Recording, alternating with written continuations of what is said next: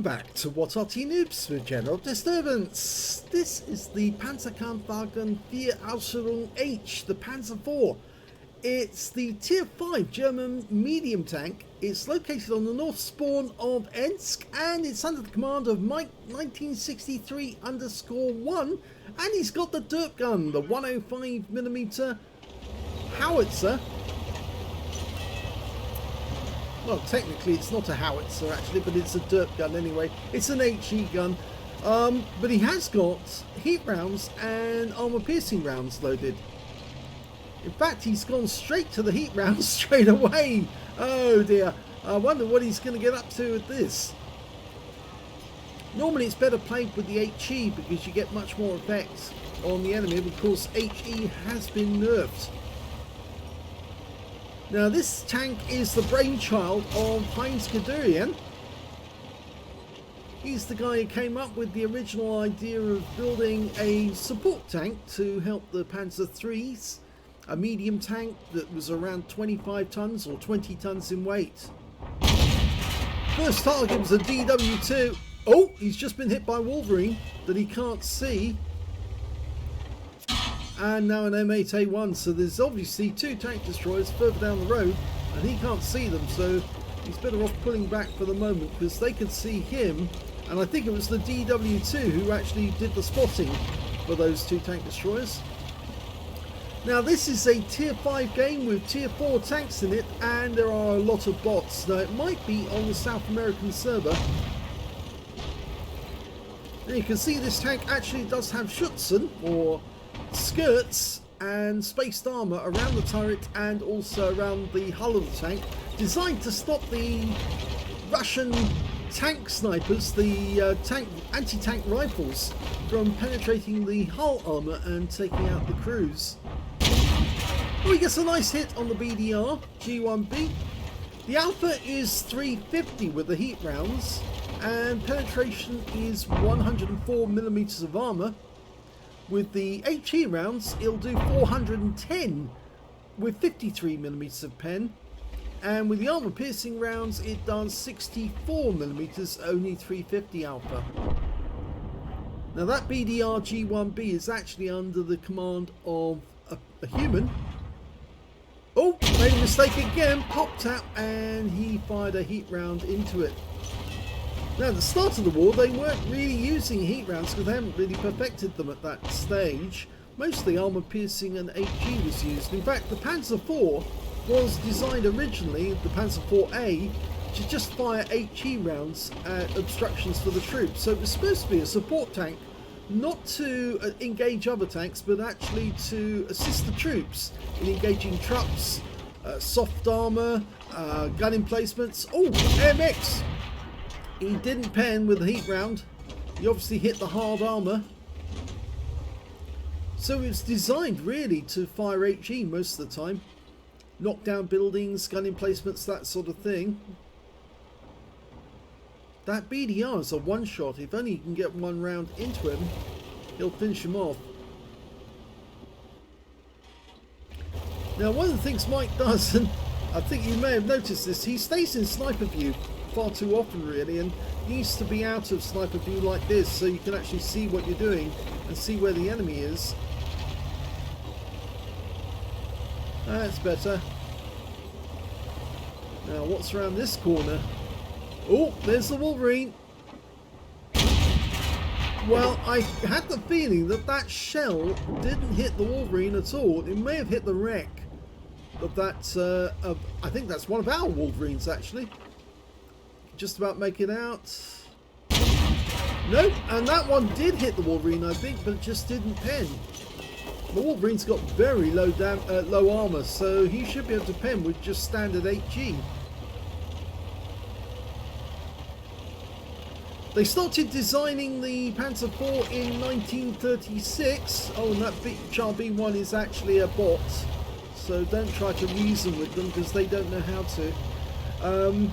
Yes, they started designing it in 1936. As I said, it was Guderian's brainchild, but they started manufacturing in about 1938, and by the time the war started, and he gets the AMX-40, by the time the war started they'd only built 217 of these. So most of the tanks that actually took part in the invasion of Poland were actually Panzer Is, Panzer IIs, and a few Panzer IIIs, not the Panzer IVs. In fact, they first saw action mostly in France, but it was normally the Panzer IIIs that were doing most of the work, not the Panzer IVs. By the end of the war, they were making about 300 of these every month. Initially, they were only making about 50 and 80 a month, and then it just stepped up production. And it actually became fairly cheap to make them. He did take a 90mm round from that BDR, and now he's down to just, well, a fraction of his health, only 10%. So they actually made them much better, and by the time they got to the Aslains H, which is in 1943-44 I think it was, they actually had the design process fairly well laid down, and they were actually making loads of improvements on it, including putting extra armour on them as well. There goes the M8A1. That's the guy who hit him earlier in the game. So he's taken out 2 tanks who damaged him now, because he took out the M10 and he's taken out the M8A1. Who's next? Well, there's a couple of DW2s somewhere down here, I think. There's one of them. Just briefly saw them for a moment. No, I think one of them's about to come around that corner. Oh! Went straight past him. It says armour not penetrated, but I think he actually did hit him. It bounced into the wall. No, that hit the tracks. He's loading the AP rounds now. In fact, he's decided to go to HE. It's probably better, because the DW2 does have very thin armour. And they both turn down the corner. So I think he needs to keep moving and go further on.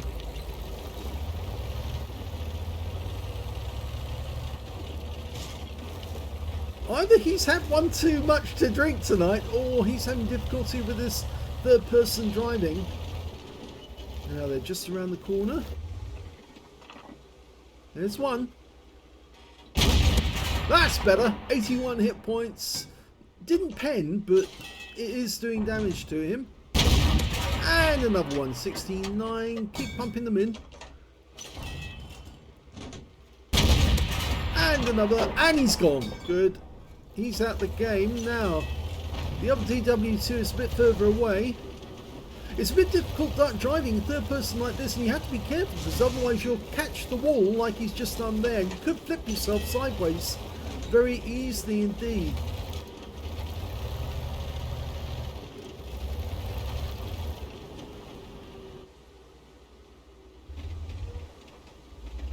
Now there is another gun on this tank, the 75mm, the stock gun you start with at tier 4, and then once you move up you can actually get either the 105mm, which is probably the better one overall, or you can have a 75mm gun, which has got a faster fire rate than this one, but it doesn't do as much damage, so it's not quite as good.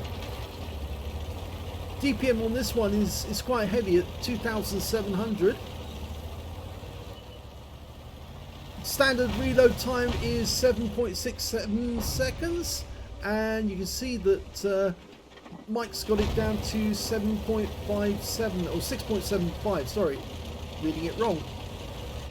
Okay, keeps trying to hit that DW. Oh, he's been seen now. Got a critical hit. The bot will start focusing on him now.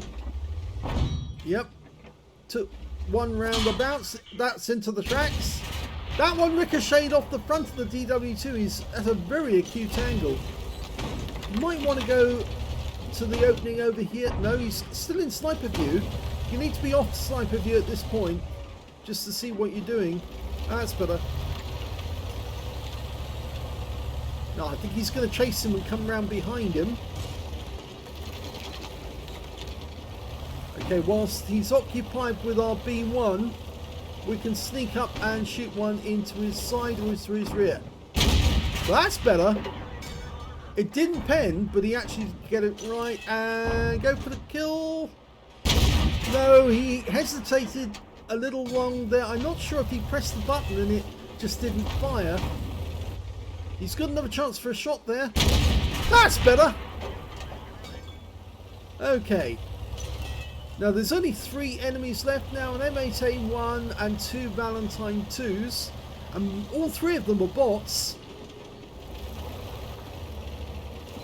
He's the last human alive in the game, so really he needs to stay in the game, otherwise his team's not going to win. And if you do get killed whilst there's nothing but bots left, stay in the game, because if you leave, the game will automatically declare it a draw and you won't get any points. But if you stay in the game to watch what goes on, there's a fairly good chance your bots might actually fight for you and actually try to win. At least that's what I've been told. He has got 20% of the enemy hit pool when he killed that Panzerfear, but whether or not he's actually, or so DW2, not the Panzerfear, whether or not he actually gets a high caliber depends on what the others have been doing. So far, 1,820 hit points. I would expect one of those bots to try and come back and get a reset, but if he's ready, he should be able to take them out fairly quickly.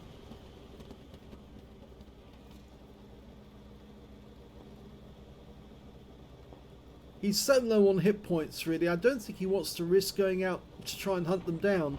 Mainly because one hit from one of those enemy tanks could actually end the game with him being killed. So he's better off staying here for the moment to try and cap out.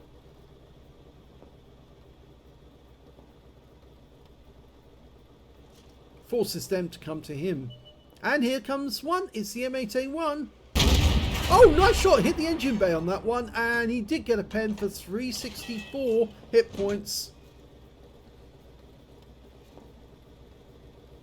And that's it. They've capped out. So he's won and he's got an invader.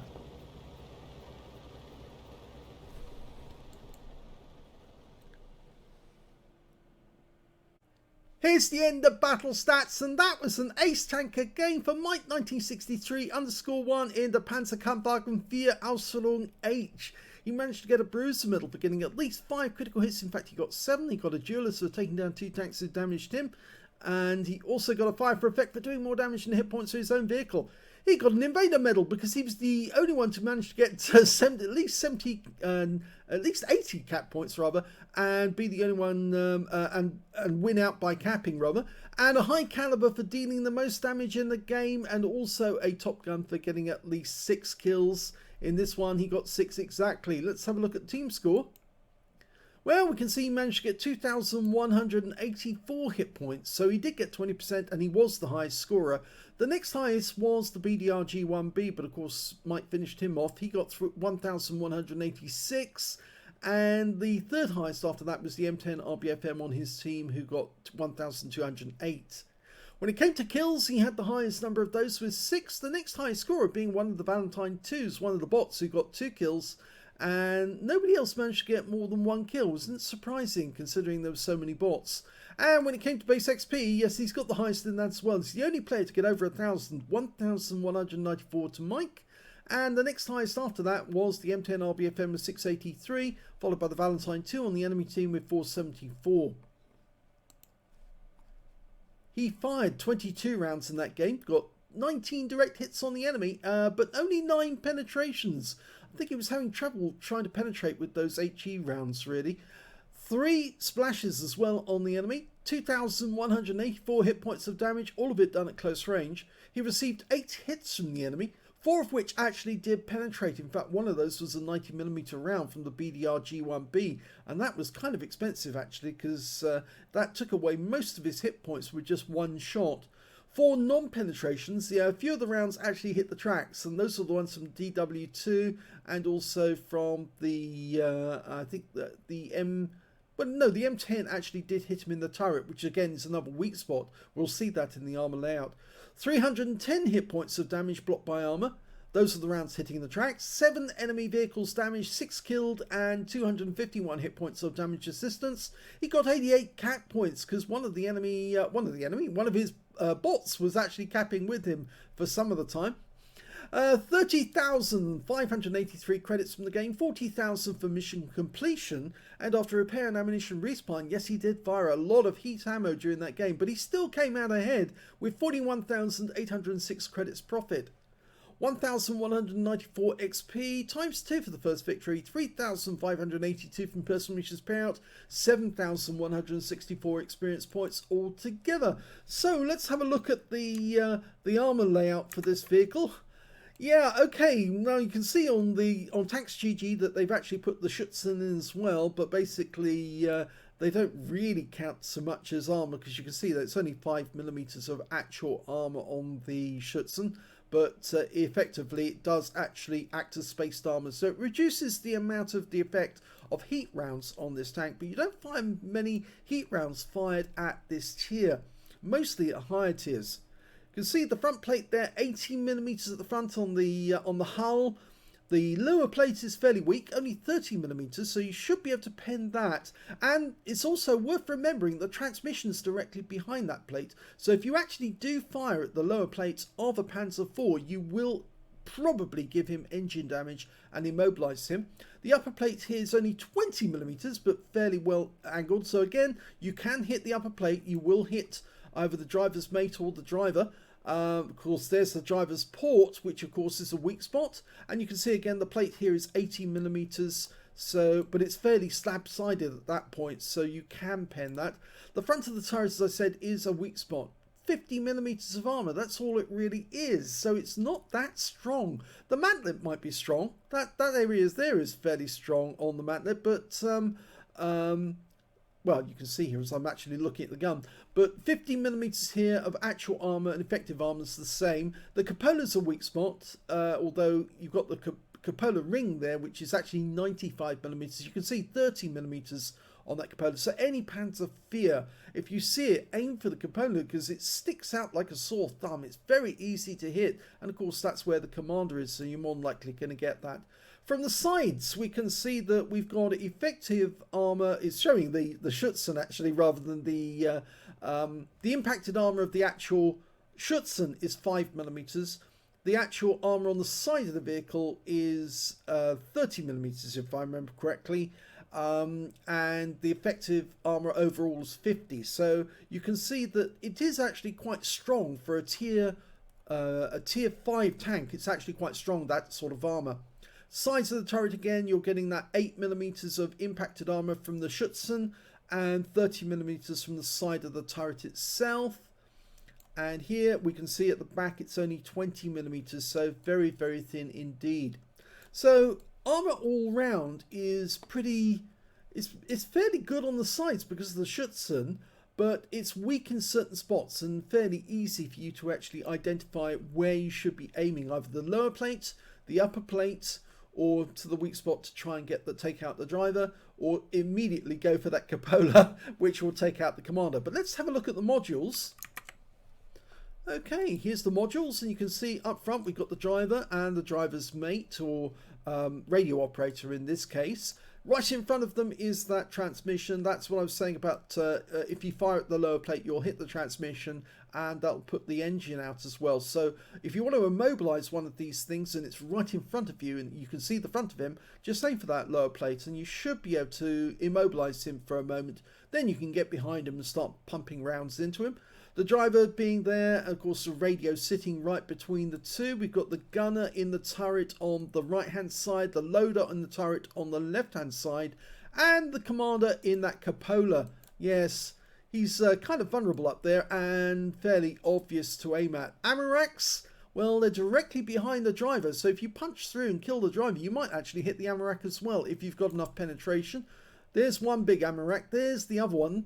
And there's another one on the opposite side of the tank as well. There's a big fuel tank. It's in the base, in the hull. So you don't tend to get so many fires in Panzer IVs, because in order to get to the fuel tank, you actually have to fire through the hull into the vehicle. And if people are auto-aiming onto this vehicle, they're probably going to more likely hit the central area of the hull here and get an ammo rack. At the rear, we've got the engine. Yep, and of course that transmission going straight through the vehicle up to the front to be directed onto the drive wheels. over is it over the top, or I think it may be underneath the fuel tank. But anyway, the drive train is actually going directly under the vehicle. It was a 5-man tank because of course it had that extra crewman, and so yes, it was fairly heavy on the crew. Most other tanks, they tended to eventually dispense with the driver's mate or radio operator and just have the commander using the radio instead, and then it would be just be gunner, loader and driver. But there you are, that's where all the modules are on this vehicle. Let's go back to the header. So that's the end of the battle, and a very nice game it was for Mike. An ace tanker, invader, high caliber and a top gun. He could have gone after those last 2 tanks, the Valentine. I think he was safer to actually cap out because those Valentines were bots, and it would have been relatively easy for them to get at least one penetrating shot with one of their 40mm 2-pounder rounds, and that would have taken him out of the game immediately, or nearly immediately, because it was what, 55 hit points per shot from one of those, so it wouldn't take them long. So he was safer to cap, plus of course he got a medal out of it as well, so he ended the game with a win for his team in the best way possible. And I think you have to put that, you have to decide, is it worth chasing after those last 2 kills if of course you've taken so much damage from a 90mm round from that BDR G1B. So I hope you enjoyed that game, and if you did, please give it a like. Do subscribe to our channel, leave a little comment down below because it feeds the algorithm and he does like his munchies. And thanks to all those people who do leave comments, because of course it does help to get the channel known to other people so that we can spread the word. And of course, please do let other people know that we're giving away all of the revenue from this channel to the Red Cross Ukraine appeal to help the refugees, because after all, we want them to be cared for after this awful invasion of their country by Russia. So please do watch as many of our videos as you can, because then we can send all the revenue to the refugees. Thanks for watching.